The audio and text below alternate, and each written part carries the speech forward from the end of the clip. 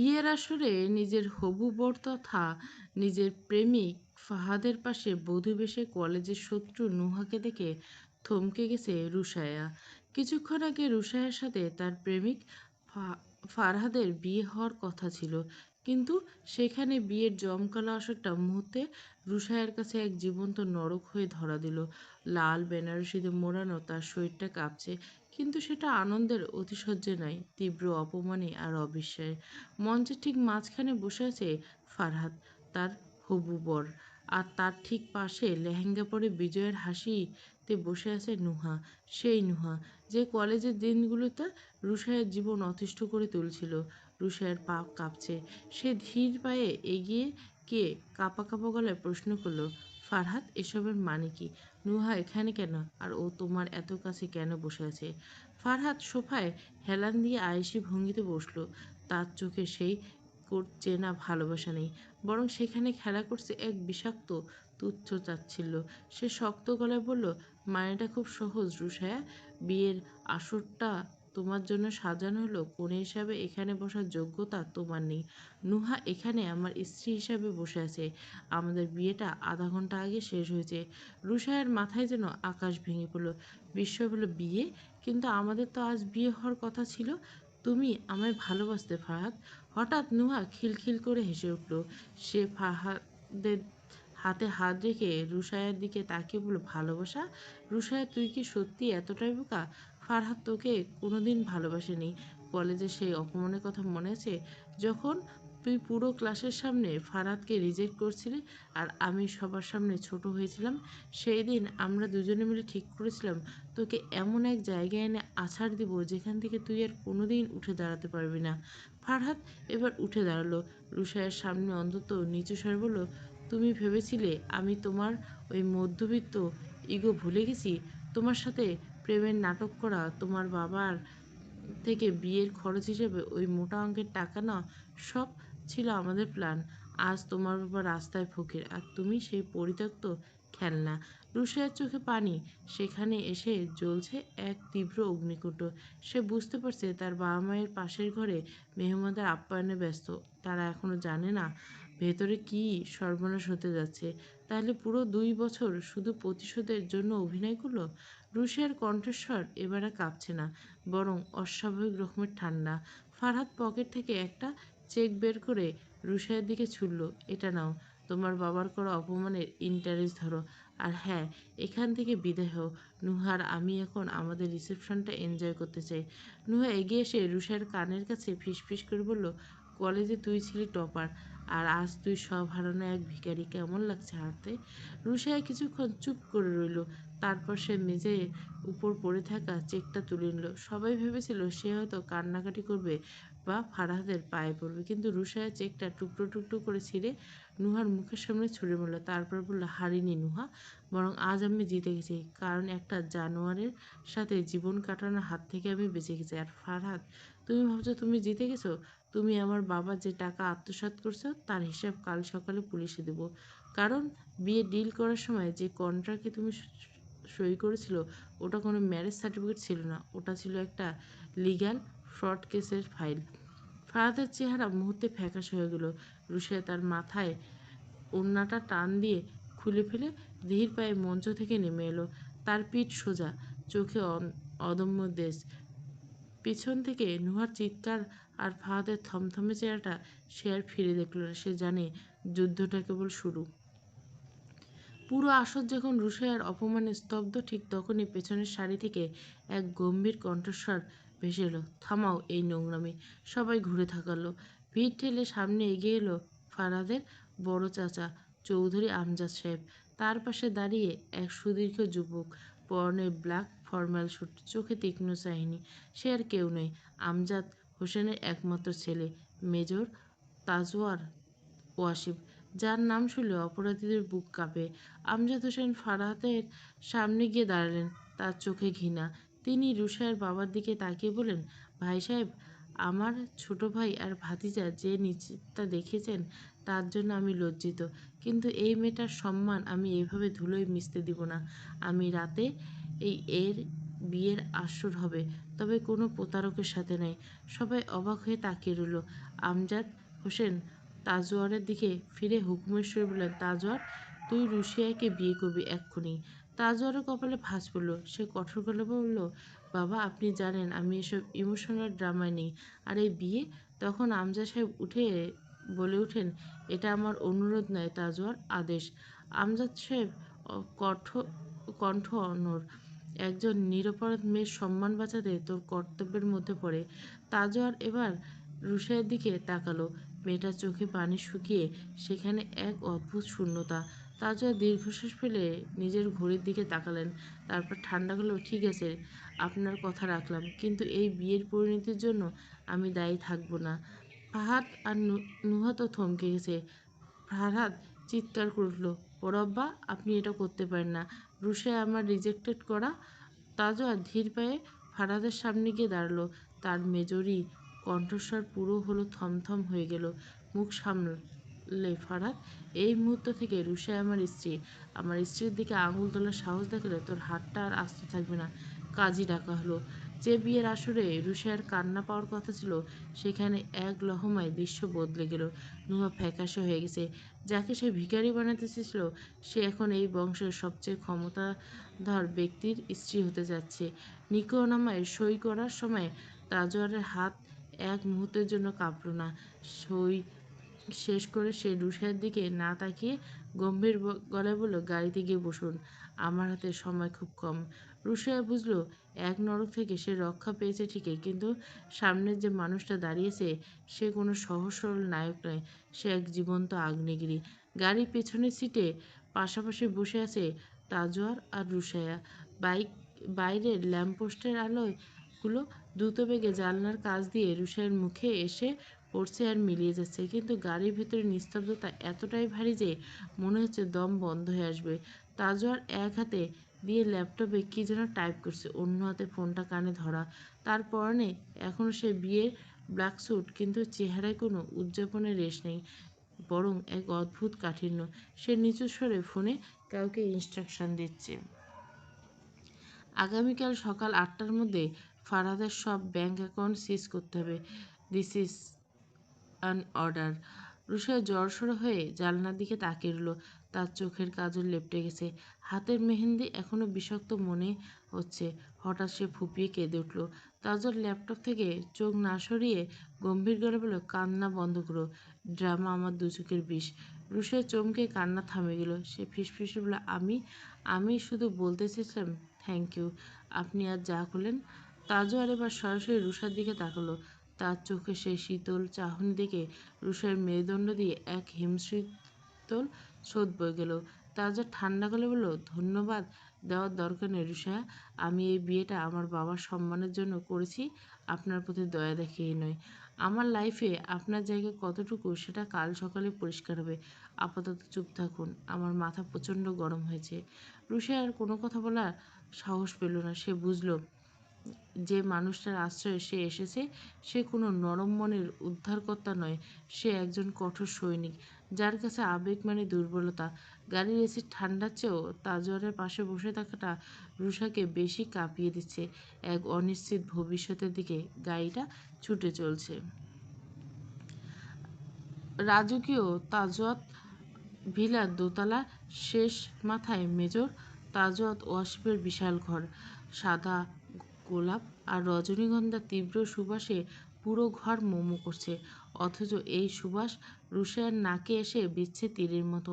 বাসর ঘরে বিছানায় লাল বেনারসি পরে পাথরের মতো বসে আছে সে। তার চোখে কাজলে মাখামাখি হয়ে একাকার গাল দুটো। তাজওয়াত ঘরের দিকে ব্যালকনি স্লাইডিং ডোরটা এক ঝটকায় খুলে দিল। বাইরে হাড় কাঁপানো ঠান্ডা হাওয়া ঘরে ঢুকতে রুশাইয়ের শিউরে উঠল। তাজওয়াত ব্যালকনির রেলিং ধরে দাঁড়িয়ে পকেট থেকে একটা সিগারেট বের করল। লাইটারের নীল শিখায় তার চোয়ালটা মুহূর্তের জন্য দৃশ্যমান হলো। তীব্র, কঠোর আর পাথুরে। ধোঁয়াছের সে আকাশের দিকে তাকিয়ে এলো। তার চোখের সামনে বারবার ফিরে এসছে সেই মেঘে ঢাকা পাহাড়ের চূড়া, যেদিন পাহাড়ের সেই নীল কিনারে দাঁড়িয়ে থাকা নীল জামার মেয়েটা মায়াবী হাসিতে তাকে প্রথমবার ভাবিয়েছিল, হয়তো জীবন শুধু যুদ্ধের ময়দান না, পাহাড়ের সেই বুনো ফুলের গন্ধ সে আজও ভুলতে পারেনি। কিন্তু ভাগ্য তাকে আজ কোথায় এনে দাঁড় করলো। এক ষড়যন্ত্রের শিকার হওয়া মেয়েকে সে আজ নিজের ঘরে তুলে নিয়ে এসেছে শুধু বাবার চেয়ে তার সম্মান বাঁচাতে। তাজওয়ার ভেতরটা জ্বলে উঠল।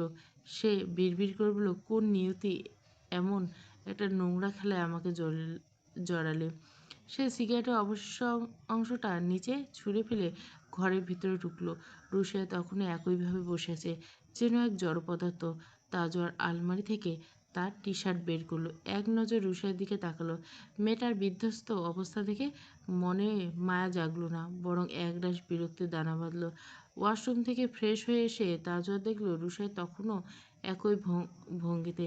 সে গায়ের তোয়ালে দিয়ে চুল মুছতে মুছতে অন্তত শীতল কণ্ঠে বলে, শুয়ে পড়ুন। সারা রাত এভাবে বসে নাটকের করার কোনো মানে হয় না। তাজওয়ার এই নির্দেশনায় রুষার যেন কেঁপে উঠল। সে মাথা নিচু করে ভাঙা গলায় বলল, আপনি কি আমাকে ক্ষমা করতে পারবেন না? আমি জানি আপনার লাইফে আমার কোনো জায়গা ছিল না। থামুন। তাজওয়ারের গর্জনে রুষা স্তব্ধ হয়ে গেল। তাজওয়ার আঙ্গুল ছুঁয়ে সোফার দিকে ইশারা করে বলল, আমি সোফায় শুচ্ছি। আপনার সাথে কোনো তর্কে যাওয়ার মুড আমার নেই। কাল সকালে এই বাড়িতে যে তাণ্ডব শুরু হবে সেটার জন্য এনার্জি বাঁচিয়ে রাখুন। এখন লাইট অফ করছি। কিন্তু রুষা কম না, সে পাল্টা প্রত্যুত্তরে জবাব দিল, অনেকক্ষণ ধরে আপনার এই সব সহ্য করছি। কী ভেবেছেন আমার আপনাকে বিয়ে করার ইচ্ছা ছিল? মোটেও না।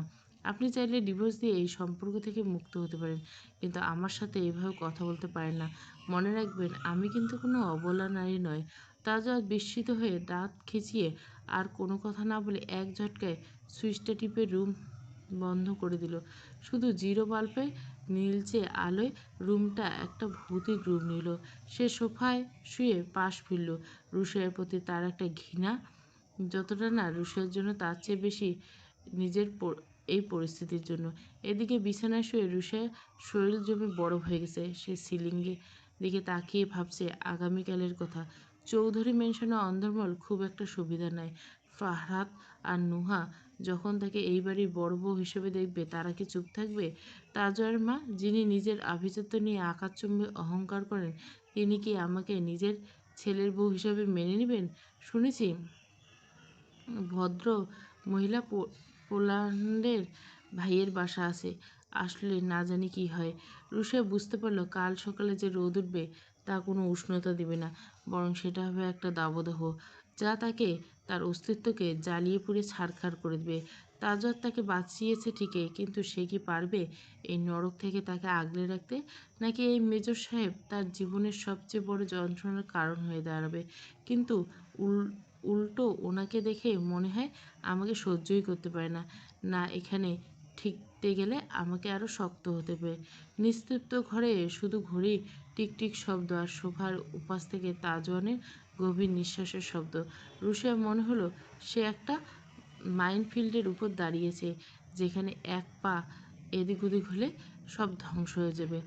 তাজওয়াজ ম্যানশনের সকালটা আজ অন্যরকম।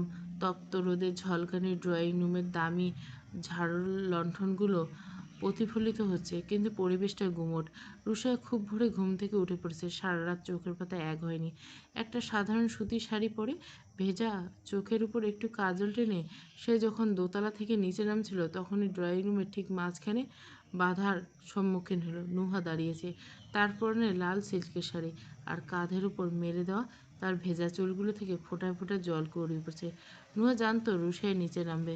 সে তার ঠোঁটের কোণে এক কুৎসিত শয়তানি হাসি ফুটিয়ে উঠল। রুশিয়ার পদ আটকে দাঁড়িয়ে নুহা বিদ্রুপ হেসে বলল, কিরে রুশিয়া, এত সকালে উঠে বলি? তোর চুলগুলো তো একদম খটখটে শুকনো। রাতে বুঝি তোর ওই হিরেবর তাকে একটু মহব্বত করার সময় পায়নি? রুশিয়ার পা থমকে গেল। অপমানে আর গাল দুটো লাল হয়ে উঠল। নুহা আরও এক কদম এগিয়ে এলো। তার কণ্ঠে বীজ ঝরছে, কি আর করবি? তোকে তো দয়া দেখিয়ে বিয়ে করছে। ভিখারিনীকে মানুষ খাবার দেয়, আদর দেয় না। তোর কপালে ওইটুকুই ছিল। আমার আর ফাহাদের রাতটা কিন্তু। রুশার রাগে ফেটে পড়ল। সে নুহাকে কড়া কোনো জবাব দিতে চাইবে, ঠিক তখনই সিঁড়ির উপর থেকে একজোড়া ভারী বুটের শব্দ ভেসে আসলো। ঠাস ঠাস ঠাস। প্রতিটি শব্দে যেন ড্রয়িং রুমের দেওয়ালগুলো কেঁপে উঠছিল। রুশা আর নুহা দুজনে চমকে পেছনে তাকালো। মেজর তাজওয়ার ওয়াসিম নামছে। আজ সে পূর্ণ সামরিক ইউনিফর্মে, স্টাচ করা খাকি পোশাকে তাকে দেখতে কোনো গ্রিক দেবতার মতো লাগছে ঠিকই, কিন্তু সেই দেবতার চোখে এখন রণংদেহী মূর্তি।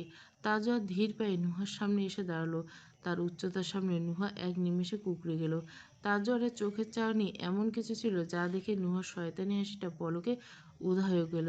তাজওয়ার নুহার ভেজা চুলের দিকে এক পলক তাকিয়ে অত্যন্ত ঠান্ডা কিন্তু ধারালো গলায় বলল, আমার স্ত্রী তো আর কারো মতো নির্লজ্জ নয় যে সকালে গুরুজনদের সামনে ভেজা চুল দেখে নিজের চরিত্রের সার্টিফিকেট বিলি করবেন।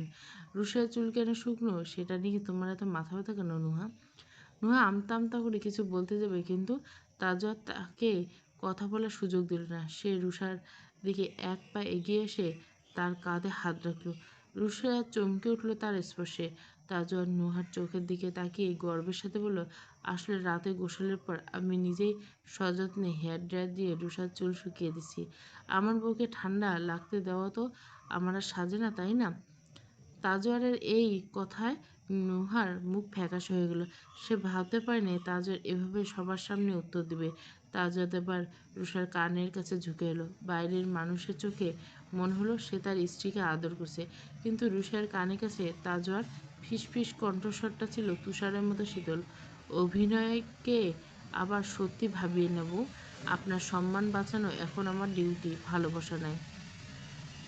রুশায়ার বুকটা এক মুহূর্তের জন্য ধক করে উঠল। সে তাজওয়াতের চোখের দিকে তাকালো। সেই চোখে কোনো মায়া নেই, আছে শুধু অদ্ভুত এক জেদ। পুরো তাজওয়ার পরিবার ডাইনিং টেবিলে উপস্থিত। আমজাদ হোসেন তার রাজকীয় চেয়ারে বসে আছে। তার পাশে ফাহাদ আর নুহা বসে আছে মুখ কালো করে। ফাহাদের চোখে এখনও রুশিয়ার প্রতি সেই লোলুপ দৃষ্টি আর তাজওয়াতের প্রতি ঘৃণা মিশে আছে। তাজওয়ার তার প্লেটে খাবার নিচ্ছিল। আমজাদ সাহেব তাজওয়ারের ইউনিফর্মের দিকে তাকিয়ে ভুরু কুঁচকে বলে, তাজওয়ার, কালকে তোমার বিয়ে হলো, আজই তুমি ইউনিফর্ম পরে ফেলছো, এখন ডিউটিতে যাওয়ার কি দরকার? তাজওয়ার রুটিতে মাখন লাগাতে লাগাতে নির্লিপ্ত করলে বলে, একটা জরুরি কাজ আছে বাবা।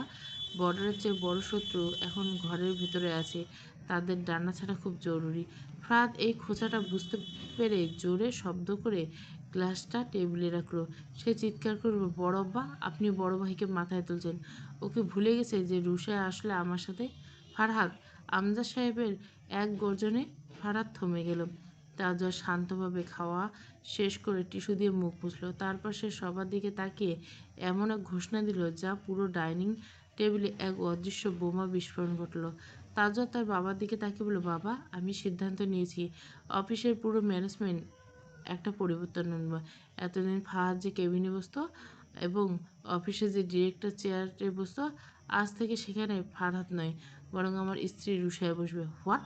ফারহাদ নিজের চেয়ার ছেড়ে উঠে দাঁড়াল। নুহার হাতে থাকা চামচটা প্লেটে পড়ে গেল শব্দ করে। ভাইয়া, তুমি কি পাগল হয়ে গেছো? ফারহাদ রাগে কাঁপতে কাঁপতে বলল, অফিসটা আমি সামলাই, আর এই মেয়েটা যে কিনা একটা বিজনেস গ্রাজুয়েট পর্যন্ত না, সে বসবে আমার জায়গায়? তাজওয়াদ ধীর স্থিরভাবে চেয়ার ছেড়ে উঠে দাঁড়াল। সে ফারহাদের সামনে গিয়ে তার ইউনিফর্মের হাতটা একটু ঠিক করে দিয়ে বলল, রুশিয়া বিজনেস গ্র্যাজুয়েট কিনা সেটা বড় কোনো ব্যাপার নয়, বড় কথা সে এখন মেজর তাজওয়ার ওয়াসিফের অর্ধাঙ্গিনী, আর চৌধুরী গ্রুপের মেজরিটি শেয়ার আমার নামে। আমি চাই না কোনো অযোগ্য আর চোর মানুষের হাতে অফিসের দায়িত্ব থাকুক, যে অফিসের টাকা নিয়ে নিজের প্রেমিকার বিয়ে আর গহনা কেনে। নুহা তীক্ষ্ণ গলায় চিৎকার করে উঠল, তাজওয়ার ভাইয়া, আপনি আমাদের অপমান করছেন। তাজওয়ার নুহার দিকে ফিরে তাকালো না। সে রুশার দিকে তাকিয়ে বলল, রেডি হয়ে নিন, ঠিক 10 মিনিট।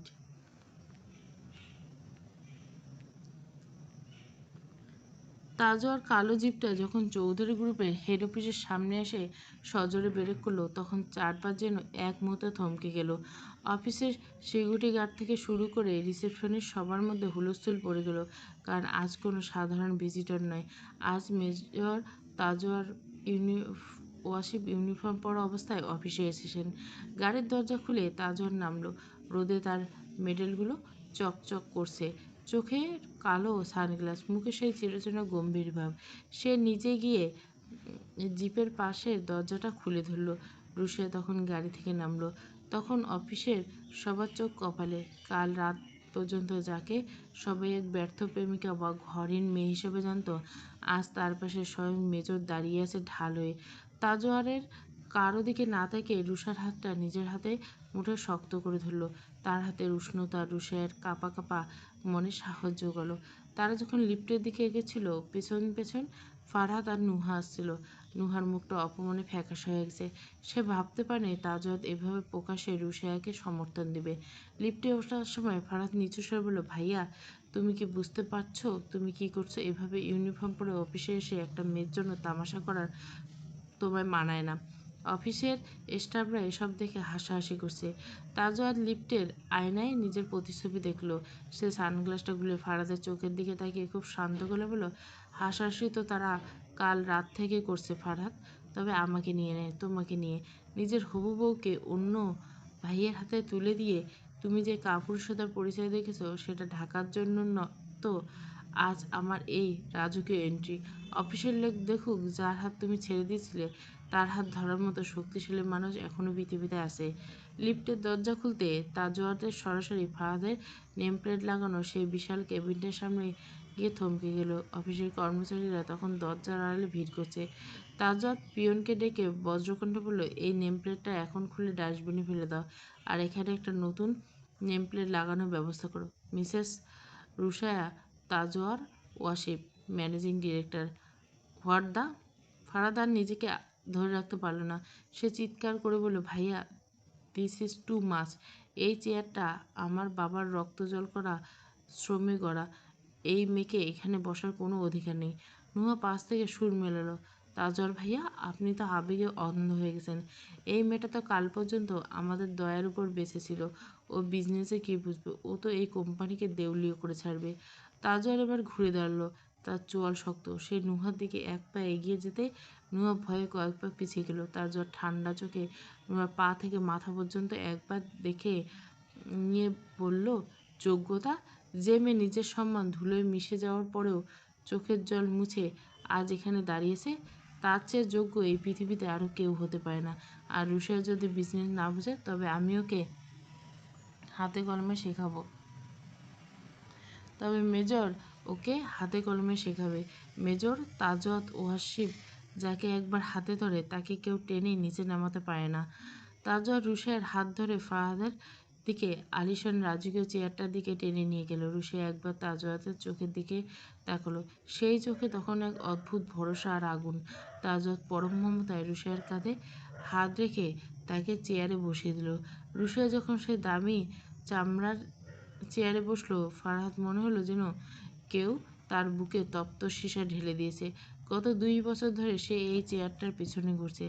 আজ এই সেই রুশিয়া সেখানে বসে আছে, যাকে কাল রাতে রাস্তার আবর্জনা বলে ছুঁড়ে ফেলতে চেয়েছিল। তাজওয়াত এবার পকেটে হাত দিয়ে ফারহাদের দিকে করুণার দৃষ্টি তাকালো। সে বলল, ফারহাদ, তোমার নতুন ডেস্ক ফাইল রুমে রেডি করা আছে, একদম নিচতলায়, যেখানে আলো বাতাস কম পড়ছে। আর হ্যাঁ, তোমার পার্সোনাল অ্যাসিস্ট্যান্ট হিসেবে নুহা তোমার সাথে থাকবে। একজন স্টোর কিপার আর অযোগ্য হেল্পারদের জন্য ফাইল রুম সবচেয়ে আদর্শ জায়গা। নুহার মুখ অপমানে নীল হয়ে গেল। সে ভাবতে পারেনি তার ভাগ্য এমনভাবে ঘুরে যাবে। সে কিছু বলতে চাইছিল, কিন্তু তাজওয়াদের তার হাতের কমান্ড আর স্টিকটা দিয়ে মেঝের উপর সজোরে একটা শব্দ করল, গেট আউট। তাজওয়ারের গর্জনের জন্য পুরো বিল্ডিং কেঁপে উঠল। ফাহাদ আর নুহা এক মুহূর্ত সেখানে দাঁড়াতে পারল না। তারা মাথা নিচু করে ভিড় ঠেলে বেরিয়ে গেল। রুমটা হঠাৎ নিস্তব্ধ হয়ে গেল। রুশিয়া চেয়ারে বসে থরথর করে কাঁপছিল। তাজওয়ার টেবিলের উপর ভর দিয়ে রুশিয়ার একদম কাছে ঝুঁকে এলো। তার সেই তীক্ষ্ণ বাদামি চোখ দুটো রুশিয়ার চোখের উপর স্থির হলো। তাজওয়ার নিঃশ্বাস বলল, আজ থেকে এই কেবিনটা আপনার দুর্গ রুশিয়া। এখানে কেউ আপনাকে তুচ্ছ করার সাহস পাবে না। কিন্তু মনে রাখবেন, এই লড়াইটা আপনার। আমি শুধু কাঁটাগুলো পরিষ্কার করে দিলাম, আর বাকি পথটা আপনাকে হেঁটে পার করতে হবে। রুশিয়া কাঁপা কাঁপা গলায় প্রশ্ন করলো, আপনি এত কিছু কেন করছেন আমার জন্য? আপনি তো আমাকে চেনেন না, আমাদের মধ্যে কোনো সম্পর্ক ছিল না কোনোদিন। তাজওয়াত এক মুহূর্তের জন্য চমকে গেল। তার চোখের সামনে আবার সেই পাহাড়ের চূড়ার স্মৃতিতে ভেসে উঠল। সে একটা দীর্ঘশ্বাস চেপে রুষার কানের কাছে মুখ নিয়ে ফিসফিস করে বলল, সব প্রশ্নের উত্তর সময় মতন পাবেন রুষা।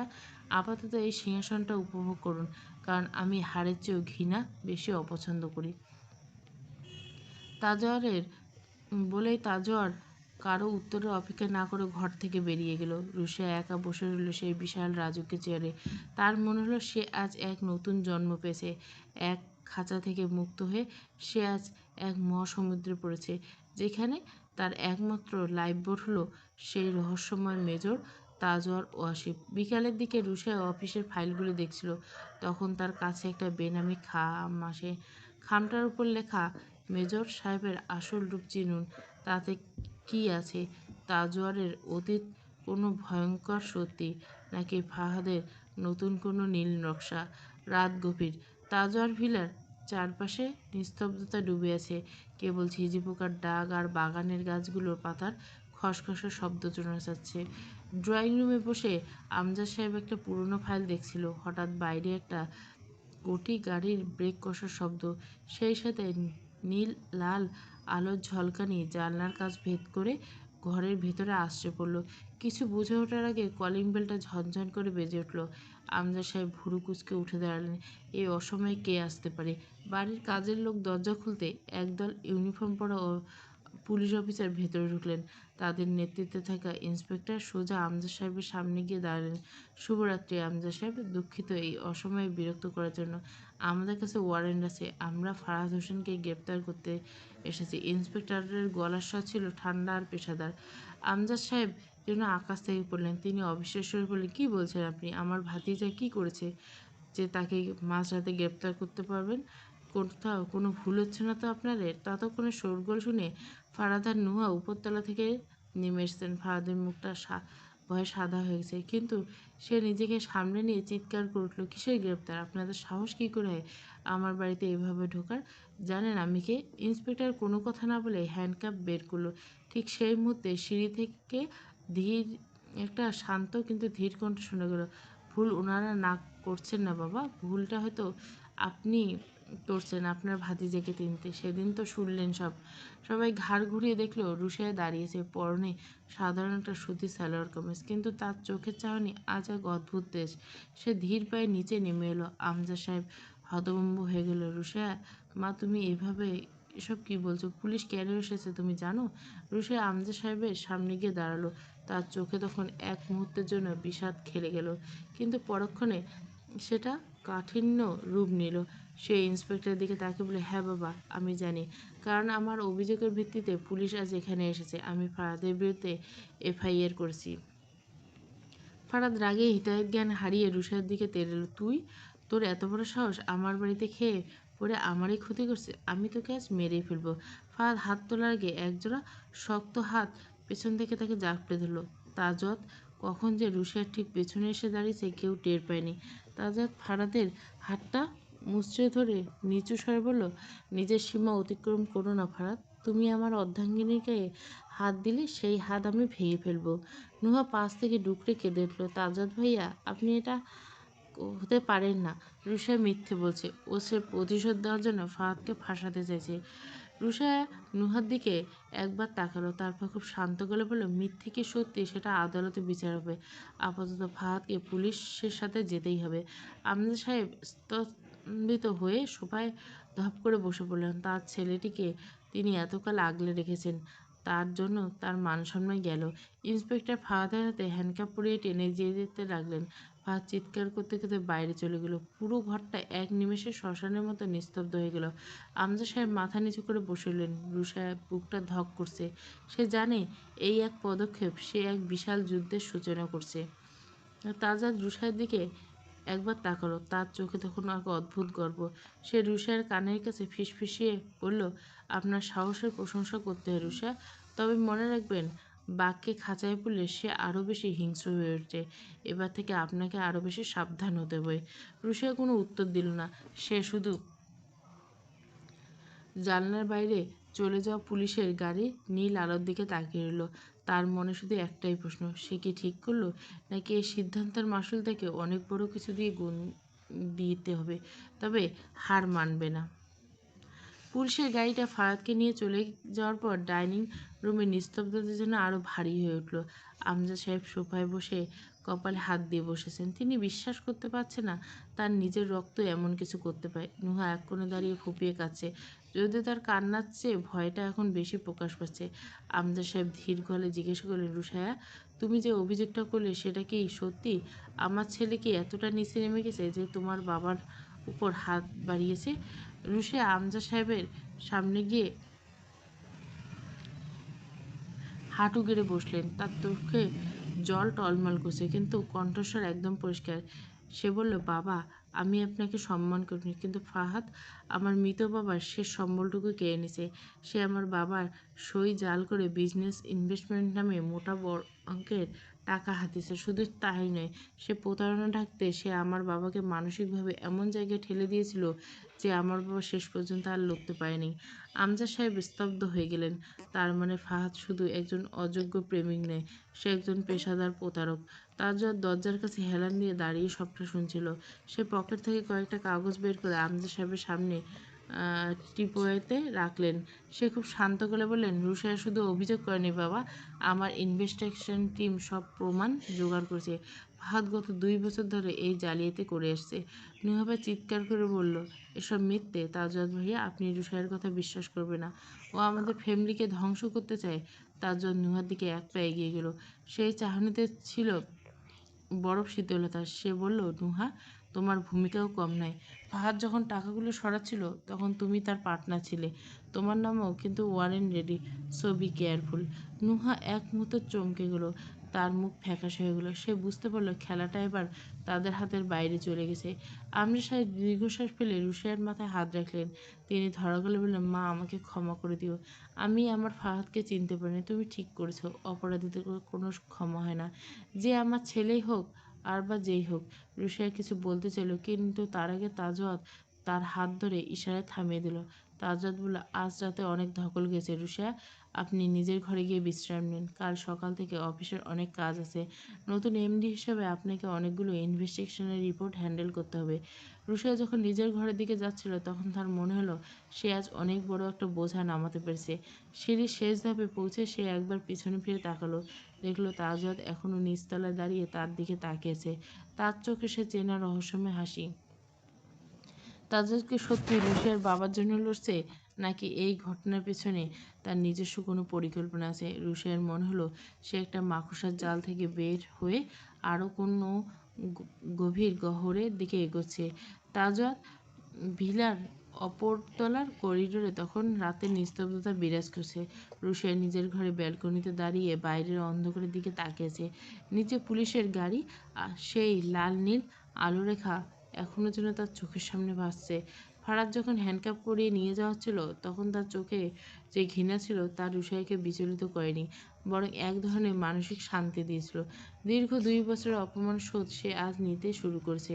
হঠাৎ তার ঘরের দরজা সজোরে খোলার শব্দ হলো। কোনো নক না করে ঝড়ের বেগে ঘরে ঢুকলো নুহা। তার চোখে মুখে কান্নায় ফুলে লাল হয়ে গেছে, কিন্তু সেই কান্নার পেছনে লুকিয়ে থাকা আক্রোশটা স্পষ্ট বোঝা যাচ্ছে।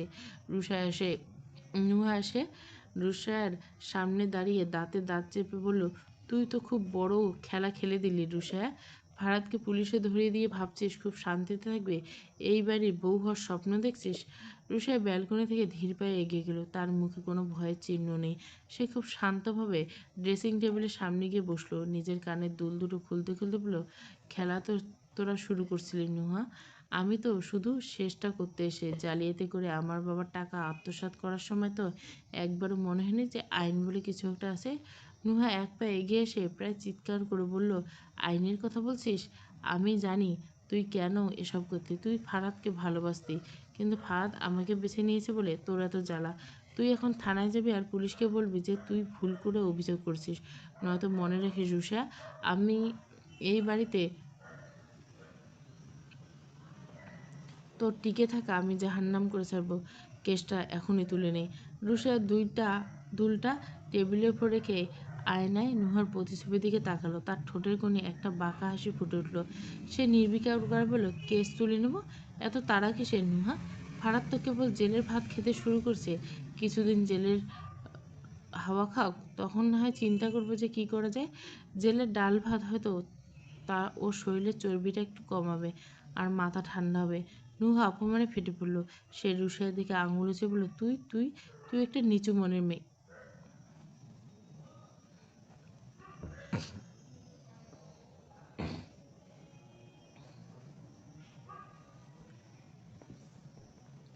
তুই আমাকে হিংসে করিস রুষা। তুই ফাহাদের ভালোবাসা পাসনি বলে আজ সুযোগ পেয়ে আমাদের পিছনে লেগেছিস। তোর এই হিংসুটে স্বভাবের জন্য ফাহাদ তোকে ছেড়ে গেছিল। তুই সারা জীবন আমাদের জন্য জ্বলে মরবি। নুহার কথা শুনে রুষা হা হা করে হেসে ফেলল। সে হাসিতে কোনো কৃত্রিমতা ছিল না, ছিল একরাশ অবজ্ঞা। রুষা হাসতে হাসতে উঠে গিয়ে দাঁড়ালো নুহার দিকে, কয়েক পা এগিয়ে গেল। নুহা কিছুটা ভড়কে গিয়ে পিছিয়ে গেল। রুষা নুহার চোখের দিকে তাকিয়ে গম্ভীর কিন্তু বিদ্রুপাত্মক গলায় বলল, বালা ঈশা, তোকে হিংসে করো আমি? আমার এত সুন্দর জামাই দেওয়া সোহাগের কথা চিন্তা করলে কুল পাই না, সেখানে তোকে হিংসে করবো কোন সাহসে? তুই কি আয়নায় নিজের চেহারা দেখেছিস নিয়া? একটা চোর প্রতারকের ভালোবাসা বলে ভুল করিস না। আর শোন, আমাকে হবু বউ বলে সম্বোধন করা বন্ধ কর। আমি এই বাড়ির মেজরের বউ, আমি তাজওয়ারের বিবাহিত বউ। আমজাদ সাহেব আমাকে এই বাড়ির বড় বউ হিসেবে বরণ করে নিচ্ছেন। আর তুই তুই তো ওই জেল খাটা চোরের ফাহাদের বউ। আমাদের মধ্যে পার্থক্যটা এবার বুঝতে পারছিস? নুহার মুখটা এবার অপমানে বেগুনি হয়ে গেল। সে ভাবতে পারেনি যে রুষা এত কড়াভাবে উত্তর দেবে। সে রুষার কাল পর্যন্ত মুখ বুজে সব সয়ে যেত, আজ তার প্রতিটি কথায় আগুনের ফুলকির মতো নুহার গায়ে এসে বিঁধছে।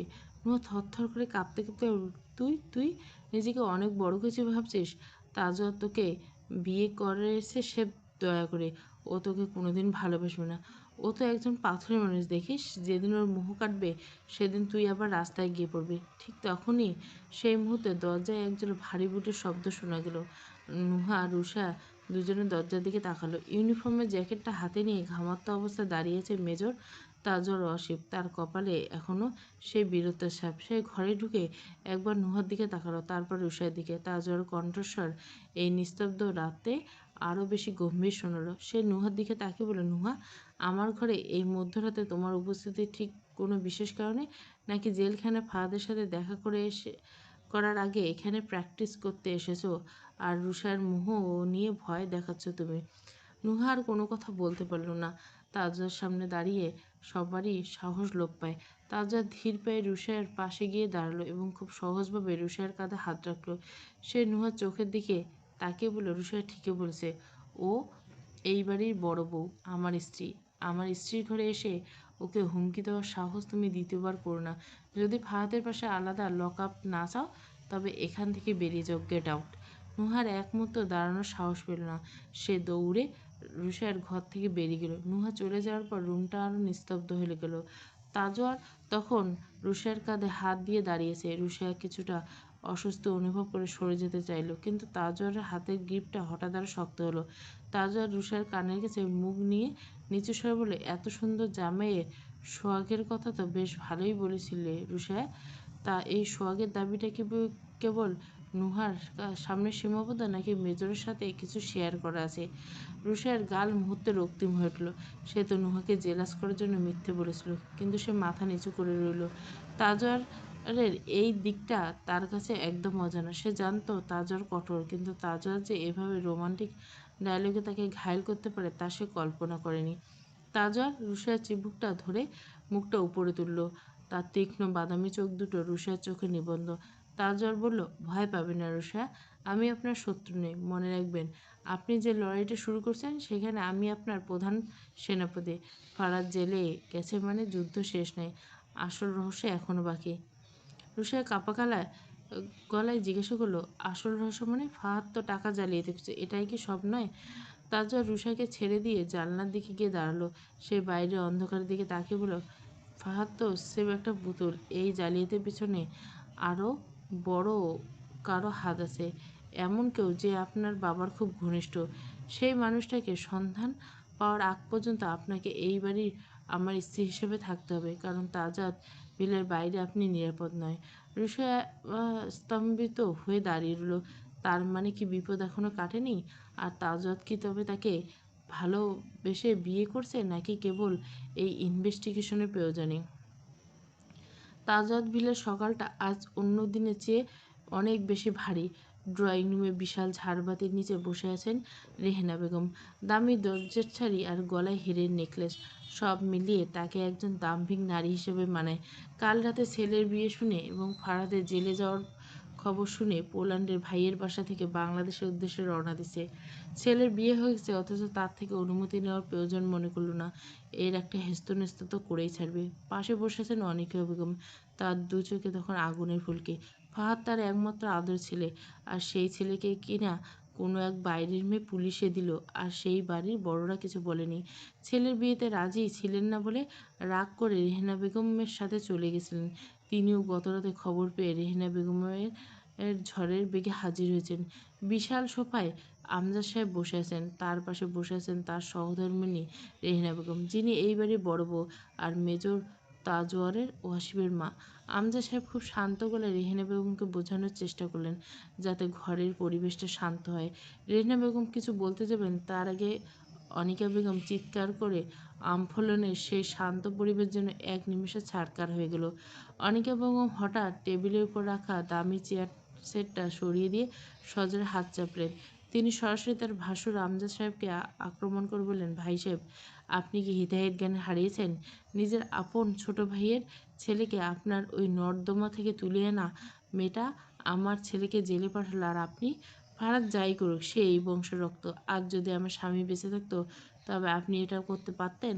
আমার ছেলেকে পুলিশের হাতে তুলে দিয়ে চৌধুরী বংশের মুখে চুনকালি মাখিয়েছে সেই মেয়ে। আমজাদ সাহেব চায়ের কাপটা খুব সাবধানে পিরিচে রাখলেন। তারপর চশমাটা নাক থেকে সরিয়ে অনিকা বেগমের দিকে সরাসরি তাকিয়ে বললেন, অনিকা, তুমি কি জানো তোমার ছেলে কি অপরাধ করেছে? সে শুধু টাকা জালিয়াতি করেনি, সে রুষার বাবার সই জাল করেছে। সে একজন চোর আর প্রতারক। আর রুষা এখন এই বাড়ির কেউ নয়, সে আমার ছেলের স্ত্রী। সে এই বাড়ির সম্মান রক্ষা করছে, নষ্ট করছে না। সম্মান? অনিকা বেগম বিদ্রূপের হাসি হাসলেন। তাজওয়াত কি মাথা খারাপ হয়ে গেছে? ওই মেয়েকে বিয়ে করার মানে কি? তার সাথে তো ফাহাদের বিয়ে হওয়ার কথা ছিল, কিন্তু ফাহাদ সেই মেয়েকে রিজেক্ট করেছে। রেহেনা আপা, আপনি কি আপনার ছেলের মতো বুদ্ধি হারিয়েছেন? আপনি কি এই ন্যাকামি মেনে নিছেন? রেহেনা বেগম ধীর স্থিরভাবে কিন্তু গম্ভীর সাথে বললেন, অনিকা, ছেলে যখন বিয়ে করেছে সেখানে আমি কি করতে পারি? সবার আগে আমার কাছে আমার ছেলের ইচ্ছে গুরুত্বপূর্ণ। তাছাড়া তাজওয়ার যখন সিদ্ধান্ত নিয়েছে রুশাকে সম্মান দেওয়া, তখন সেখানে নিশ্চয় বড় কোনো কারণ আছে। আর ফাহাদ যা করেছে তার প্রমাণ পুলিশের হাতে। তুমি মেজাজ হারিও না। নিচতলায় যখন রণক্ষেত্র চলছিল, তখন উপরতলার করিডোরে হন্তদন্ত হয়ে দৌড়াচ্ছে তাসফি, যে রেহেনা বেগম আর আমজাদ সাহেবের ছোট মেয়ে, তাজওয়ারের আদরের বোন। সে আজ মা চাচির সাথে পোল্যান্ড থেকে ফিরছে। সে জানে চাচি অনিকা বেগম কতটা ভয়ঙ্কর হতে পারে। সে ছোটদা রুশাইয়ের ঘরের সামনে গিয়ে হাঁপাতে হাঁপাতে ধাক্কালো, বড় ভাই, বড় ভাবি, তাড়াতাড়ি দরজা খুলো। তাসফির গলার স্বরে আতঙ্ক। রুষা দরজা খুলতেই তাসফি দরজায় হেলান দিয়ে হাঁপাচ্ছে। রুষাই কিছুটা অবাক হলো। তাসফিকে সে আগের থেকে চেনে। ফাহাদের সাথে সম্পর্ক থাকাকালীন অনেকবার দেখা সাক্ষাৎ হয়েছে। মেয়েটা খুব মিশুকে, সেই থেকে সামান্য কথাবার্তা। সে তড়িঘড়ি করে বলে, কী হয়েছে, এত অস্থির কেন তুমি? তাসফি রুষার হাত ধরে টেনে রুম থেকে বের করার চেষ্টা করছে। ভাবি, সর্বনাশ হয়েছে। অনেকে চাচি এসেছে। নিচে ছোট ভাইয়ের জেলে যাওয়া তোমাকে নিয়ে যাতা বলেছে বড় আব্বুকে। চাচি খুব ক্ষেপে আছে। এখনই নিচে চলো, নইলে চাচি বড় আব্বুকে অপমান করতে ছাড়বে না। পরিস্থিতি খুব খারাপ। রুশা এক মুহূর্তের জন্য থমকে দাঁড়ালো। সে জানতো অনেকে বেগম ফিরলে ঝামেলা হবে, কিন্তু সে আজ আর আগের সে অসহায় রুশায় নয়। সে আয়নায় নিজের প্রতিচ্ছবি দেখল, চোখে এক অটুট আত্মবিশ্বাস। সে তাসফির মাথায় হাত রেখে বলল, ভয় পেও না তাসফি, বড় বউ হিসেবে আমার তো একটা আজ রণক্ষেত্রে নামতে হবে। রুশা যখন ধীর পায়ে সিঁড়ি দিয়ে নিচে নামছিল, ড্রয়িং রুমে তখন ভেসে আসছিল অনিকা বেগমের কড়া কণ্ঠস্বর ভেসে আসছিল। সিঁড়ির প্রথম ধাপে পা রাখতে সবার নজর তার দিকে গেল। ড্রয়িং রুমে তখন এক থমথমে পরিবেশ। রেহেনা বেগম কিছু চিন্তিত মুখে বসে আছে, আর অনিকা বেগম অগ্নিশর্মা হয়ে দাঁড়িয়েছেন। রুশা খুব শান্তভাবে প্রথমে তার শাশুড়ি রেহেনা বেগমের দিকে তাকালেন। পা ছুঁয়ে সালাম করে তিনি আটকে দাঁড় করিয়ে দেন। তারপর তিনি কিছুক্ষণ রুশাইয়ের দিকে তাকিয়ে দীর্ঘশ্বাস ফেলে রুশাইকে সম্মতিতে ইশারা করেন। রুশাই এরপর অনিকা বেগমের সামনে গিয়ে দাঁড়ালেন। তারপর নিচু হয়ে চাষি শেষের পাশে সালাম করলেন। অনিকা বেগম সাথে সাথে পা সরিয়ে ঝঙ্কা দিয়ে উঠল, খবরদার আমার শরীর ছোঁয়ার চেষ্টা করবি না। তোকে এই বাড়িতে কে ঢুকেছে কে? ফাহাদকে জেলে পাঠিয়ে এখন বড় বউ হওয়ার শখ জেগেছে? ন্যাকামি বন্ধ কর। রুশিয়া সোজা হয়ে দাঁড়ালো। তার চোখে জল নেই, বরং এক ধরনের তীব্র শীতলতা। খুব স্পষ্ট বলে বললেন, চাচিমা, আপনি বড়, আপনার রাগ হওয়াটা স্বাভাবিক, কিন্তু ফাহাদ যা করেছে তার জন্য ক্ষমা তো দূরে থাক, মাথা নিচু করে থাকা তো আমার বাবার উপর হাত দিয়েছে। আমি তো শুধুমাত্র নিজের প্রাপ্য অধিকারটুকু আদায় করছি। আপনার ছেলে জেলের ভাত খাচ্ছে কারণ সে অপরাধী। অধিকার? অনিকা বেগম বিদ্রুপের সাথে হাসলেন। তোর কিসের অধিকার? তাজওয়ার তোকে দয়া করে বিয়ে করছে। 2 দিন পর যখন তোর উপর থেকে মন উঠে যাবে তখন তুই আবার ওই নর্দমায় গিয়ে পড়বি। দেখে নিস তোর কী অবস্থা হবে। তুই ওকে জেলে পাঠিয়ে নিজের কপাল পুড়িয়েছিস। রুশিয়া চুপ থাকতে পারলেন না। সে খুব স্পষ্টভাবে তার শাশুড়ি রেহেনা বেগমের দিকে তাকিয়ে বললেন, মা, আপনি বলেন আমি কি ভুল করছি? ফাহাদকে নিয়ে ওনার এত কিসের গল্প? জালিয়াতি আর চুরি কি এই বংশের ঐতিহ্য? আর চাচিমা, একটা কথা পরিষ্কার করে দিই, তাজত আমার দয়া করেনি, সে আমাকে সম্মান দিয়েছে। আর ফাহাদকে নিয়ে এত চিন্তা করবে না। কিছুদিন জেলের হাওয়া খাক, তা না হয় চিন্তা করব যে কেস তোলা যায় কি না। আমি এখন আর কারো করুণার পাত্রী নই। অনিকা বেগম রুশায়ের মুখে মুখে এমন উত্তর শুনে স্তব্ধ হয়ে গেল। রেহেনা বেগম মনে মনে খুশি হলেন এমনতে। যাক, তার ছেলের বউ তার মতো হয়েছে। এরপর তিনি দমে যাওয়া অনিকার উদ্দেশ্যে বললেন, দেখলে তো অনিকা, এই হলো মেজর তাজর ওয়াসিফের স্ত্রী। ও দম্ভ চেনে না, কিন্তু মর্যাদা চেনে। তোমাকে এটা মানতে হবে। বলে একটা বাঁকা হাসি দেয়। অনিকা বেগম রাগে অপমানে নীল হয়ে যায়। তিনি বুঝতে পারলেন তাজওয়াদের অনুপস্থিতিতেও রুশিয়া দমানো সম্ভব নয়। তিনি ড্রয়িং রুমে সবার দিকে একবার বিষাক্ত দৃষ্টি ছুড়ে দিয়ে বললেন, ঠিক আছে আমজাদ ভাই, যখন ওকে মেনে নিয়েছে আমি বলার কে? তবে মনে রাখিস রুশিয়া, এই বাড়ি তোর জন্য শ্মশান হয়ে উঠবে। আমার ছেলেকে তুই জেলে পাঠাচ্ছি, এর মাসুল তোকে দিতে হবে। রেহনা বেগম ব্যাপারে কঠোর গলায় বলেন, থাক অনিকা, আর বাড়াবাড়ি করো না। রুষা তার ঘরে যাক, আর তুমি শান্ত হও। অনিকা বেগম আর কিছু না বলে হনন করে নিজের রুমে চলে গেলেন। এদিকে রেহনা বেগমও রুষাকে নিজের রুমে আসতে বলে চলে গেলেন। আমজাদ সাহেব দীর্ঘশ্বাস ফেলে বসে থাকেন। রুষা একবার তাসফির দিকে তাকায়। তাসফি এও বলে যেতে। সে তাসফিকে নিয়ে সিঁড়ি দিয়ে এগোতে এগোতে মনে মনে ভাবল, লড়াইটা কেবল শুরু হলো।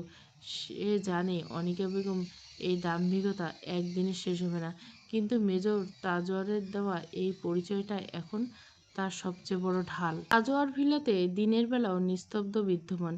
রুশিয়া তার শাশুড়ির ঘরের দিকে যেতে যেতে চিন্তা করে, বাড়ির বাইরের যুদ্ধে সে জিতেছে, কিন্তু অন্দরমহলের আসল লড়াইটা মাত্র শুরু। সে ধীর পায়ে তার শাশুড়ি রেহেনা বেগমের ঘরের সামনে গিয়ে দাঁড়ালেন। দরজায় মৃদু কড়া খাদ আর ভেতরে ঢুকতে দেখল রেহেনা বেগম জানলার পাশে বিশাল ইজি চেয়ারে আয়েশ করে বসে আছেন। তার কোলের উপর একটা নকশা করা কাঠের বাক্স। তিনি খুব মন দিয়ে একটা ভারী স্বর্ণের সিতার মখমল দিয়ে মুছলেন। রুশিয়াকে দেখে তিনি হাতের কাজ থামলেন না, কেবল চশমার উপর দিয়ে একবার তাকিয়ে শীতল গলায় বললেন, এসো রুশিয়া, বসো। রুশিয়া বিশাল এক কোণে জড়সড় হয়ে বসলেন। ঘরের ভেতরটা দামি আগরবাতি গন্ধে ম করছে। রেহেনা বেগম হাতটা বক্সে রেখে আরও কিছু মুক্তোর মালা হাতে নিলেন। কিছুক্ষণ নীরবতা বজায় রেখে তিনি ড্রামাটিকভাবে বলতে শুনলেন, শুনলাম ফাহাদের বিরুদ্ধে কেস করছো। রুশিয়া শান্ত গলায় বলল, মা, পরিস্থিতি প্রয়োজনে আমাকে করতে হয়েছে। ফাহাদ যা করেছে। কথাটা শেষ করতে দিলেন না রেহেনা বেগম। হাতের মালাটা সজোরে বাক্সে রেখে রুশিয়ার দিকে তীক্ষ্ণ দৃষ্টিতে তাকালেন। তার গলার স্বরে দম্ভ ঝরে পড়ছে। ফাহাদ কী করছে না করছে সেটা এইবারে বড়রা বুঝবে। আমজাদ সাহেব আছেন, আমি আছি, কিন্তু তুমি যেভাবে এই কাণ্ড ঘটালে সেটা কিন্তু খুব একটা বুদ্ধিমত্তার পরিচয় নয়। এই যে গহনাগুলো দেখছো, এগুলো শুধু সোনা না, হিরে নয় রুষা, এগুলো এইবারই আভিজাত্য। এই আভিজাত্য ধরে রাখতে গেলে মাঝে মাঝে অনেক বড় বড় অপরাধ ধামাচাপা দিতে হয়। তুমি তো এসেই খুঁটি উপড়ে ফেলতে চাইছো। রুষায় কিছুক্ষণ চুপ থাকলো। সে খুঁটি অন্যায়ের উপর দাঁড়িয়েছে, সেটা উপড়ে ফেলা কি ভালো নয় মা? রেহেনা বেগম এবার একটা হাসলেন, তবে সেই হাসি ছিল তাচ্ছিল্য। তিনি আলমারি থেকে আরও একটা ছোট্ট বক্স বের করে রুশিয়ার সামনে ধরলেন। সেটা খুলে একটা দামি হীরের আংটি বের করে বললেন, আদর্শের কথা বলে পেট ভরে না মা, তুমি এখন মেজরের স্ত্রী, এই বাড়ির বড় বউ। তোমাকে বুঝতে হবে যে এই বাড়ির অন্দরমহল আর বাইরেটা এক নয়। বাইরে তাজওয়ারের হয়তো অনেক বড় অফিসার, কিন্তু ঘরের ভেতরে সে আমার ছেলে। আর এই ঘরে আমি যা বলবো তাই আইন। অনিকা হয়তো তোমার চাষি শ্বশুর হিসেবে অনেক কথা শুনেছেন, কিন্তু মনে রাখো আমি রেহেনা চৌধুরী। আমি যতটা নরম হতে পারি তার চেয়েও বেশি শক্ত হতে জানি। তিনি আংটিটা রুশাইয়ের দিকে এগিয়ে দিয়ে বললেন, এটা পড়ো। এটা তোমার জন্য নয়, বরং এই বাড়ির বউয়ের আঙ্গুলে হিরে না থাকলে বাইরের মানুষের কাছে আমার ছোট হওয়া হবে। আর কিছু উপদেশ দিয়েছে, কান গেঁথে নিও। তাজওয়ারকে নিয়ে বেশি মেতে থেকো না। পুরুষ মানুষ শিকার পছন্দ করে ঠিকই, কিন্তু যে শিকার সহজে ধরা দেয় তার উপর থেকে তাদের মন উঠে যেতে সময় লাগে না। তুমি আজ ফাহাদকে জেলে পাঠিয়েছো, ভাবছো খুব বড় কাজ করছো, কিন্তু এর ফলে তুমি তাজের বাবার ছোট ভাইয়ের পুরো পরিবারকে শত্রু বানিয়েছিল। রাজনীতির চাল ভুল দিলে রুষা। রুষা আংটিটার দিকে তাকিয়ে রইল, কিন্তু হাত বাড়ালো না। সে বিনয়ভাবে বলল, মা, শত্রু তো আমি হইনি, শত্রু ফাহাদ নিজে হয়েছে। আর রাজনীতির কথা বললেন, তবে আমার মনে হয় সততার চেয়ে বড় কোনো চাল নেই। রেহেনা বেগমের চোয়াল শক্ত হয়ে গেল। তিনি রুক্ষ গলে বললেন, সততা শব্দটা গরিবদের অভিধানে মানায় রুষা, চৌধুরীদের অভিনয় নয়। এখানে টিকে থাকতে হলে তোমাকে স্বার্থপর হতে হবে। আজ ফাহাদকে জেলে পাঠালে তা কিন্তু মোটেও ভালো হলো না। এর জন্য অনেক বড় ঝড় আসবে, তখন এই সস্তা সততা তোমাকে বাঁচাতে পারবে না। আমার ঘরে এসেছো যখন, তখন আমার নিয়ম মানতে হবে। এই যে এত সম্মান দেখছো, এগুলো পেতে অনেক ত্যাগ স্বীকার করতে হয়। তুমি কি তৈরি সেই ত্যাগের জন্য? রুষাই উঠে দাঁড়ালো, তার চোখে তখন এক দৃঢ়তা। সে বলল, মা, আমি ত্যাগের জন্য তৈরি, কিন্তু অন্যায়ের সাথে আপোষ নাই। আমি অভিযুক্ত মাফি মানুষের সম্মান। তাজওয়ারের স্ত্রী হিসেবে আমি আমার দায়িত্ব পালন করব, তবে আপনার এই উপদেশগুলো হজম করা আমার জন্য কঠিন হবে। রেহেনা বেগম স্তব্ধ হয়ে গেলেন। রুশিয়াকে এতক্ষণ তিনি পরখ করেছেন, সে কেমন ধরনের মেয়ে। তবে উত্তর পেয়ে তিনি সন্তুষ্ট হলেন। ঘরের তাপমাত্রা যেন হঠাৎ কয়েক ডিগ্রি কমে গেল। সে রুশিয়ার হাতটা টেনে তাতে আংটি পরালেন। বেশ, তবে যাই হোক। রেহেনা বেগম ফিসফিসে বললেন, দেখা যাক তোমার এই নীতি কতদিন টিকে থাকে। অন্দরমহলে সাপেক্ষর লড়াইটা, তাজওয়ার কিন্তু সবসময় তোমাকে বাঁচাতে আসবে না, মনে রেখো। আজ থেকে তুমি শুধু অনিকের শত্রু নয়, ফাহাদ, নুহা সবার শত্রু। রুশিয়া আর কোনো কথা না বলে ঘর থেকে বেরিয়ে গেল। করিডোরে দাঁড়িয়ে সে একটা দীর্ঘশ্বাস ফেলল। সে বুঝতে পারল তার শাশুড়ি রেহেনা বেগম অনিকা বেগমের চেয়ে বেশি ভয়ঙ্কর। তবে তার সাথে কী করবে সেটা বুঝতে পারছে না, কারণ অনিকা বেগম বিষ ও ঘ্রাণ সামনে থেকে।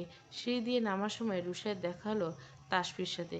তখন মায়ের ঘরে দিয়ে বের হয়ে গেছিল। তাসফি তার কপালে চিন্তার ভাঁজ দেখে জিজ্ঞেস করলো, মায়ের ঘর থেকে ফিরলে কোনো দামি উপদেশ পেলে? রুষা হাসলো, তবে সে হাসিতে বিষাদ ছিল। সে বলল, হ্যাঁ, মা বলল আভিজাত্য সোনার বক্সে থাকে, আর আমি বললাম সেটা মানুষের মনে থাকে। তাসফি রুষার হাত শক্ত করে ধরল। সে শুধু বলল, সাবধানে থেকো ভাবি। এই রাজপথের দেখতে সুন্দর হলো, এই দেওয়ালে অনেক ষড়যন্ত্র কান আছে। রুষা জানলার বাইরে অন্ধকারের আকাশের দিকে তাকিয়ে মনে মনে ভাবল, লড়াই এখন আর শুধু টাকার লড়াই নয়, লড়াই এখন অস্তিত্বের। বিকেলে ধূসর আলোয় থানার করিডোরে অদ্ভুত রহস্য দেখাচ্ছে। জেলের ভেতরকার ভ্যাপসা গুমট অন্ধকার রুষার নাকে এসে ঝাপটা দিল। সে মুখ কুঁচকাল না। আজ সে এখানে করুণা করতে আসেনি, এসেছে দীর্ঘ দিনের জমে থাকা পাহাড় সমান অপমানের শেষ করতে। লকআপের সামনে এসে দাঁড়াতে রুষা দেখল ফাহাদ এক কোণে উবুড় হয়ে বসে আছে। দামি ব্র্যান্ডের শার্টটা কুঁচকে একাকার, চোখের নিচে কালি। করিডোরে পায়ের শব্দ পেয়ে ফাহাদ মুখ তুলে তাকালো। রুষাকে দেখে তার ভেতর সেই শয়তানিটা আবার চড়া দিয়ে উঠল।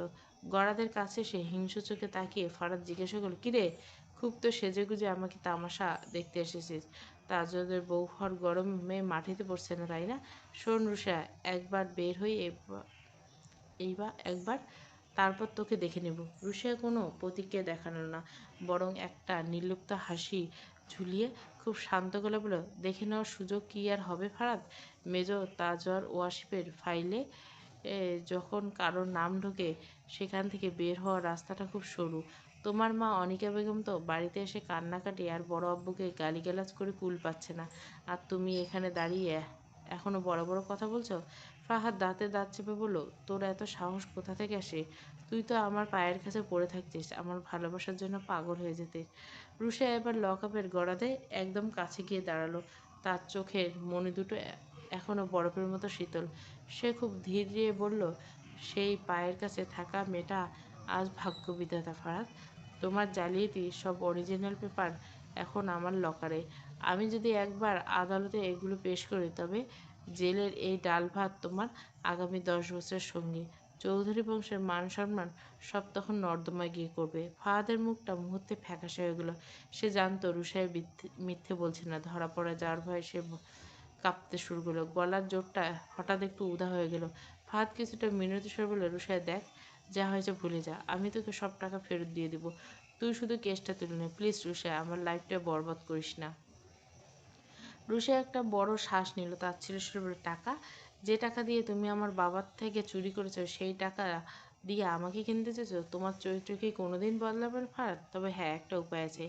আমার মেজাজ আজ কিছুটা ভালো। আমি কেস তুলে নিতে পারি, যদি তুমি একটা কাজ করো। ফাহাদ বেকুল হয়ে জিজ্ঞেস করল, কী কাজ বল তুই? আমি সব করবো।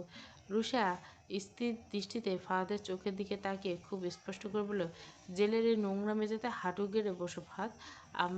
তোমার পা ধরে আমার পা ধরে তোমাকে মাপ চাইতে হবে। তোমাকে চিৎকার করে স্বীকার করতে হবে যে তুমি একজন নিচু মনের চোর আর প্রতারক।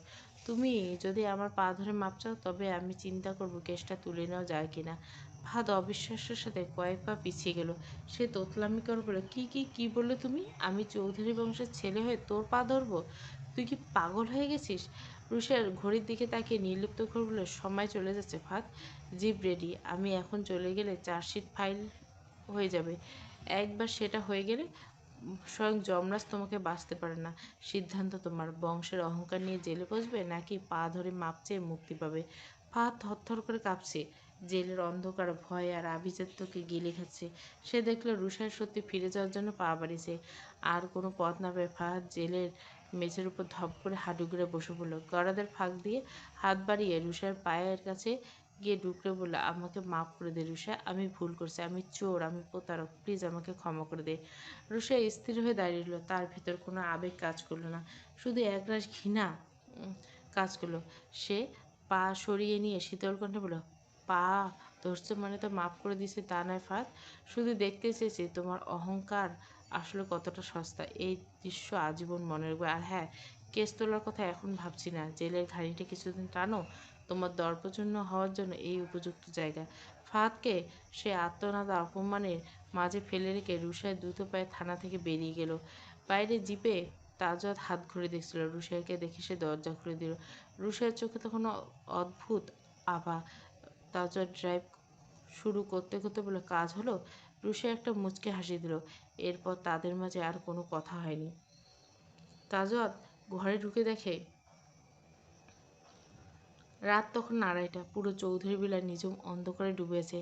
কেবল বারান্দার কোণে একটা নাইট ল্যাম্প টিমটিম আলো আর ঝিঝি পোকার ডাক সেই নিস্তব্ধতাকে পাহারা দিচ্ছে। সদর দরজায় তালা খোলার মৃদু শব্দ হলো। ইউনিফর্মে ভারী বুটের আওয়াজ যতটা সম্ভব নিচু করে ঘরের ভিতরে ঢুকলো মেজর তাজওয়ার ওয়াশিপ।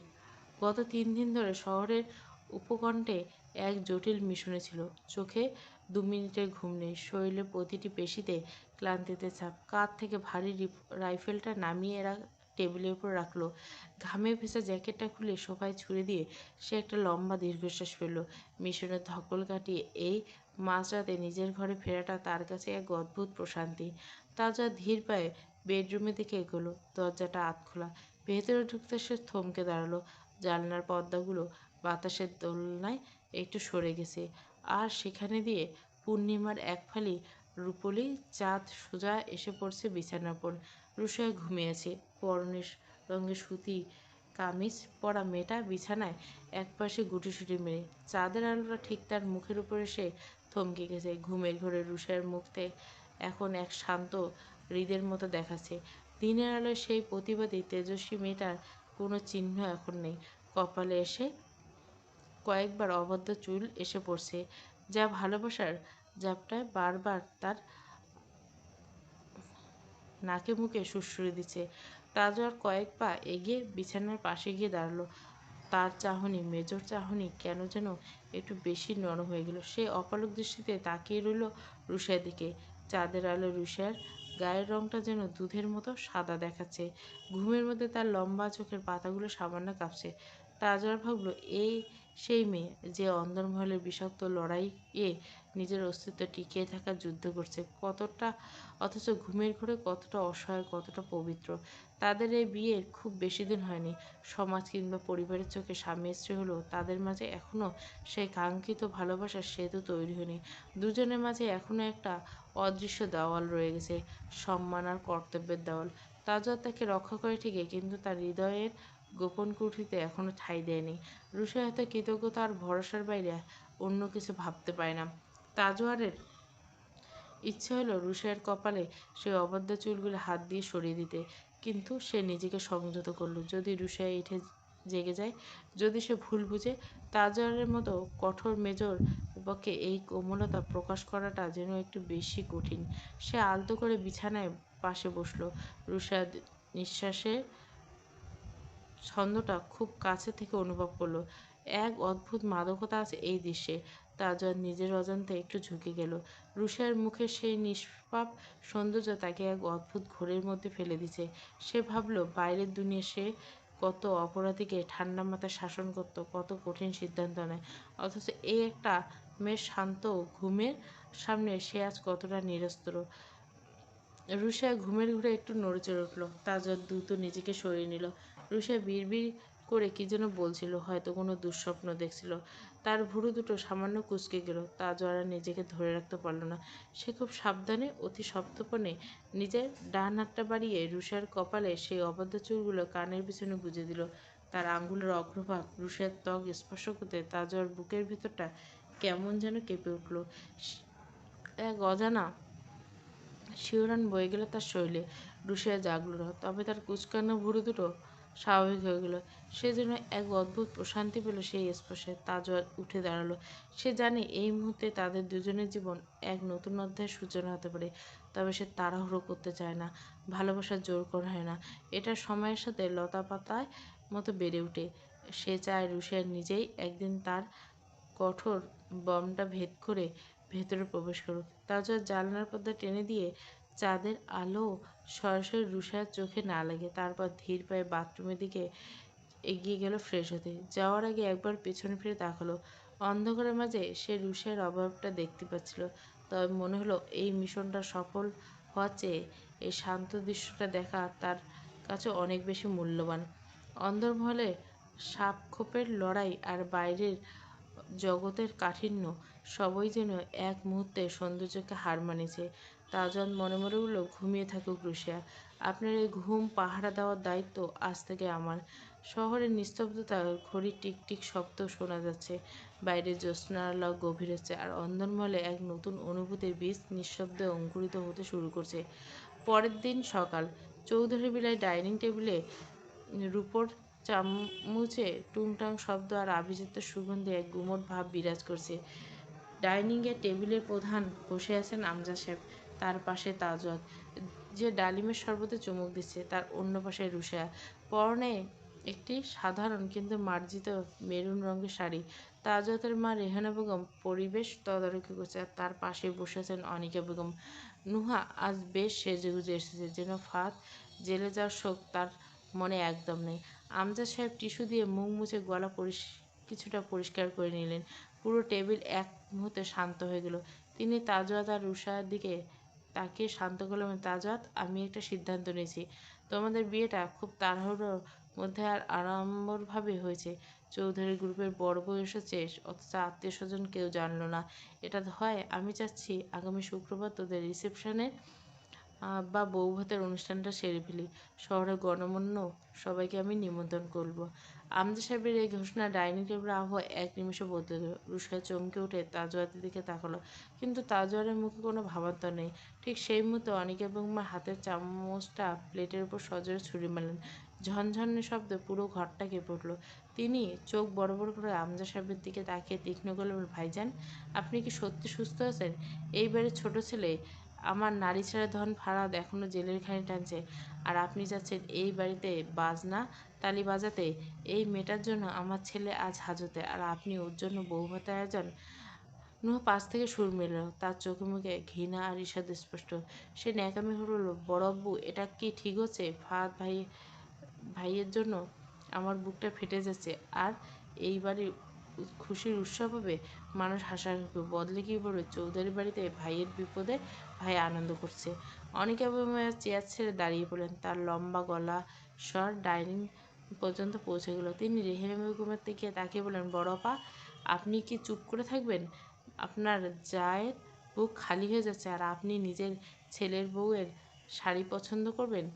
এই মেয়ে অলক্ষী, ও আসার পর থেকে আমার ছেলের কপাল পুড়ছে, আর এখন আমাদের পারিবারিক অশান্তির কারণ হয়ে যাচ্ছে। রেহেনা বেগম ক্ষুব্ধ হলেন। এটা কী ধরনের কথাবার্তা? আমার বৌমা রুশাইয়াকে তুমি এগুলো বলতে পারে না অনিকা। আর এই বাড়িতে কি হবে সেটার সিদ্ধান্ত তোমার ভাসুরের। অনিকা বেগম একটু থেমে দমে যান। রুশাইয়া মাথা নিচু করে রইলেন। তার মনে হলো ডাইনিং টেবিলে এই বিষাক্ত আক্রমণ তাকে আবারও পুরনো অসহায়তার দিকে ঠেলে দিয়েছে। কিন্তু সে কিছু বলার আগে টেবিলের অন্য প্রান্ত থেকে একজোড়া ভারী কণ্ঠস্বর প্রতিধ্বনিত হলো। তাজওয়ার তার জলের গ্লাসটা শব্দ করে টেবিলের উপরে রাখলেন। তার চাহনিতে সেই চিরচেনা মেজরি কাঠিন্য। সে সোজা তার চাচি শাশুড়ি অর্থাৎ অনিকা বেগমের চোখের দিকে তাকিয়ে খুব ঠান্ডা গলায় বললেন, চাচিমা, প্রথমত ফাহাদ জেলে গেছে তার নিজের অপরাধে, রুষার জন্য নয়। সে জালিয়াতি করছে, তার প্রমাণ আমার কাছে। দ্বিতীয়ত, এই বাড়িতে কখন উৎসব হবে আর কখন হবে না সেই সিদ্ধান্ত আব্বু নেন। তৃতীয়ত, তাজাদ একটু থামল। সে চেয়ার ছেড়ে উঠে রুষার ঠিক পেছনে গিয়ে দাঁড়ালো। তার হাতটা রুষার চেয়ারের হাতলের উপর রাখল, যেন সে গোটা পৃথিবীকে জানিয়ে দিচ্ছে এই মেয়েটার রক্ষক সে নিজে। তাজওয়ার আবার বলতে শুরু করলো, মেজর তাজওয়ার ওয়াসিফ, প্রথম পর্ব, 4 পর্বের গল্প কন্টিনিউ দেবো। আর আকাশ প্রিয়া আর স্বাদের মায়া ওটাও আসবে, কারণ স্বাদের মায়াটার খুব চাহিদা। স্বাদের মায়াটা কন্টিনিউ চলছে, কালকে দেবো স্বাদের মায়াটা। আজকে আবার রাত্রিবেলা মেজর তাজওয়ার ওয়াসিফ দেব। মেজর তাজওয়ার ওয়াসিফ 4 পর্বের গল্প, আর পুরো গল্পটা প্লে লিস্টে পেয়ে যাবেন।